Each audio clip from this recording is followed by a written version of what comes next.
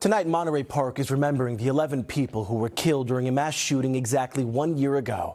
For the first time and only on NBC4, one of the survivors recounts that horrific night and shares her journey of healing. Our Tracey Leong joins us live outside Monterey Park City Hall, where people are gathering for a candlelight vigil. Tracey. Jonathan and Kathy, I'm here at the Monterey Park City Hall, where you can see behind me they're setting up for that vigil, which will begin at 6 o'clock tonight. And you can probably hear it before that vigil. There's a Buddhist prayer service going on, and on the other side of the park, a Christian prayer service to be inclusive of the cultural differences in this community. Now, at tonight's vigil, they will be honoring the 11 people killed that night and calling for stricter gun laws. I spoke to one survivor, Cindy Lau, who explains her path to healing over this past year. It was a joyous Lunar New Year celebration held at the Star Ballroom dance studio in Monterey Park on January 21st, 2023. Neighbors and friends together for one of the most important Chinese holidays. I was there to enjoy and watch everybody dance. I had some friends that knew how to do ballroom dancing and partner dancing.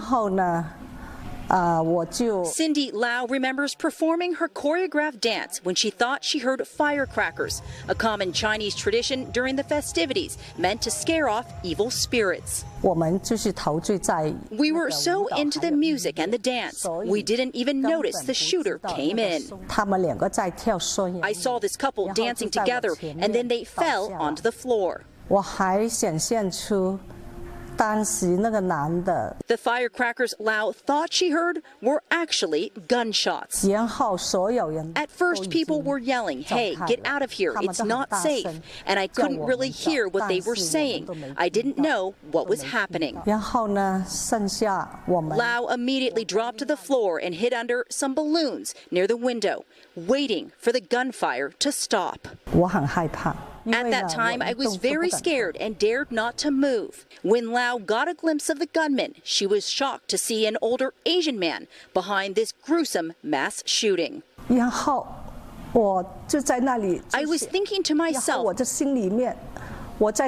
please do not move. If you move even 1 inch, you are not going to make it. The gunman left after unloading 42 rounds, killing 11 dancers and injuring 9 more. When I came out of the room and to the dance hall, I saw a lot of blood on the floor. I saw people on the floor. I even saw someone shot in the head.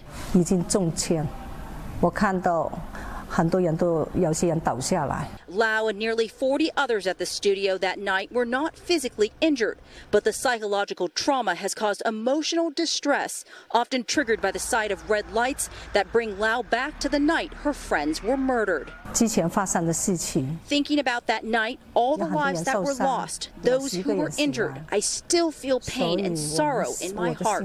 Think about, what happened that night. Lau kept her old, cracked cell phone that was hit by a bullet, a painful reminder of how quickly her sense of security was shattered. The topic of mental health is always very difficult, and many people would like to just suppress it. And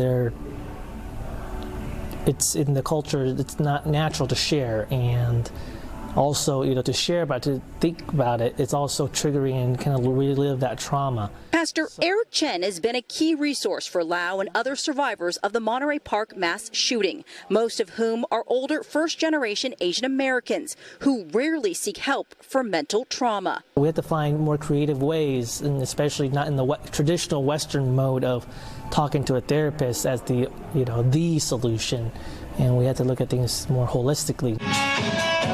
For Lau, that form of therapy was dance.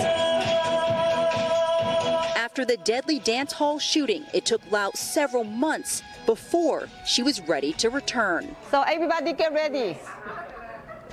Just smile. But she knew many people relied on her dance classes, which ultimately brought her back to what she loved. This is also a way to honor, even though this tragedy happened, this is also a way to honor those who lost their lives that night and those who were injured. 来纪念死去的人。 In Monterey Park, where the population is predominantly Asian, many of the seniors often gather at dance studios where they feel a sense of community. Which is what brought so many here to the Star Ballroom dance studio exactly 1 year ago. The dancers unsuspecting of the terror that would traumatize an entire community in minutes. The studio never reopened after the massacre, a now vacant building filled with horrific memories. But Lau isn't letting that tragic night overshadow her passion or obstruct her path to healing. 我觉得随着音乐来跳舞。 Through the dancing and music, we can move forward, forget about the past, and actually move forward into our new lives.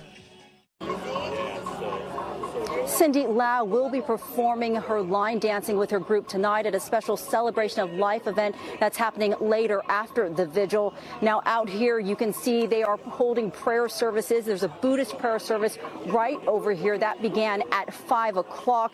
They are expecting hundreds to show up tonight. Everyone is welcome to attend. That begins at 6 o'clock tonight. Reporting live in Monterey Park, Tracey Leong, NBC4 News. It's such a resilient community. Tracey, thank you so much for that story.